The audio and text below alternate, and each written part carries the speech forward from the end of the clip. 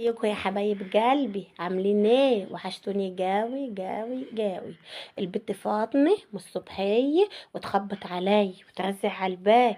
قمت قلت لها في ايه يا بيه؟ عايزه ايه يا بنتي يا فاطمه؟ رزعت على الباب ليه؟ قالت لي يا خالي انا نفسي في صينيه رز معمر من اللي كنت بتعمليه، وكانت امي بتعملها لي زمان الله يرحمها. قلت لها حاضر يا بيه، من عيني. ويا ريتني يا اختي ما كنت وافقت، ده اللي جرالي ما جراش لحد. قمت يا اختي ونقعت شويه الرز. حكيمي يا ولا صليتوا بينا على النبي يا ولا؟ حكيمي الرز لما تنقعيه ما ياخدش لبن كتير. قمت انا عامله فيها شاطري قال، وقمت نقعت ورحت جبت كيلو اللبن، لقيت كيلو اللبن ب40 جنيه. يا لهوي عالزوحه، ده ايام سودا يا ولا. اللبن بقى ب40 جنيه. قمت حطيت كيلو اللبن، لا وما اقولكوش صليتوا بينا على النبي يا ولا. هكمل لكم.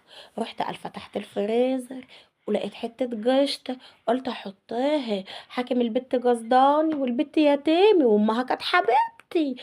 قمت جبت وقمت حطيت يا سوادي، وقمت مخلصه القشطه اللي عندي. وصينيه الرز طلعت جميله. بس ما اقولكوش، والسكر خدت سكر قد ايه. ولقيت كيلو السكر رخر بقى غير ده بقى ب50 جنيه. ولا انا مش مصدقه، انا لو عارف كده والله ما كنت وافقت. يخرب بيتك يا فاطمه، ده انا يم اتدبست. هعمل ايه؟ لا ما اقولكوش، انا هحاسبها عليه. والله لا حاسبها عليه. صليتوا بينا على النبي يا ولاد.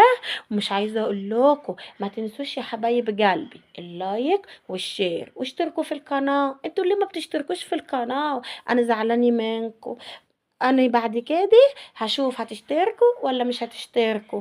صليتوا بينا على النبي يا ولاد.